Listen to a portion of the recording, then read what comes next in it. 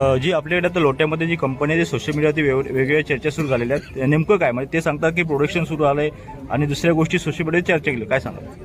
मला सोशल मीडियावरच्या आधी सगळ्याच माझ्या हितचिंतकांना एक विनंती करायची आहे की मी राज्याचा उद्योगमंत्री आहे. राज्याचा उद्योगमंत्री असताना त्या कंपनीची मी पूर्ण माहिती घेतलेली आहे आणि मी माहिती घेऊन स्पष्ट पद्धतीचं वक्तव्य देखील त्याच्यावर केलेलं आहे की कोकणच्या निसर्गाला डॅमेज करणारं प्रोडक्शन किंवा कोकणच्या जीवनावर परिणाम करणारं प्रोडक्शन जर एखादी इंडस्ट्री लोटे परशुराममध्ये नाही, कोकणाच्या कुठच्याही भागात जर निर्माण होणार असेल तर ती आम्ही व्हायला देणार नाही. नंबर 1. नंबर 2, PFASच्या संदर्भामध्ये जे काही पसरवलं जात आहे, जे काही बोललं जात आहे त्याच्यातली वस्तुस्थिती पडताळून बघू. पण तिथे प्रोडक्शन जे सुरू आहे म्हणून सांगितलं जातं ते फ्लोरिनचं प्रोडक्शन सुरू आहे.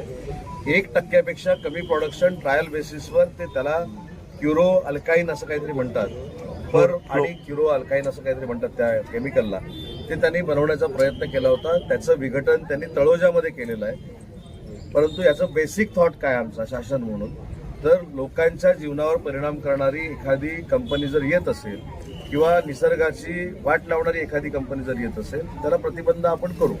ही माझी भूमिका झाली, जिल्ह्याचा पालकमंत्री म्हणून भूमिका झाली. पण याच्यामध्ये केंद्रीय प्रदूषण मंडळाची देखील भूमिका विचारावी लागणार आहे. महाराष्ट्र पोल्युशन बोर्डानं 4 ऑक्टोबरला त्यांना नोटीस दिलेली आहे. त्यांच्याकडनं समाधानकारक किंवा असमाधानकारक उत्तर देखील अजून आलेलं नाही.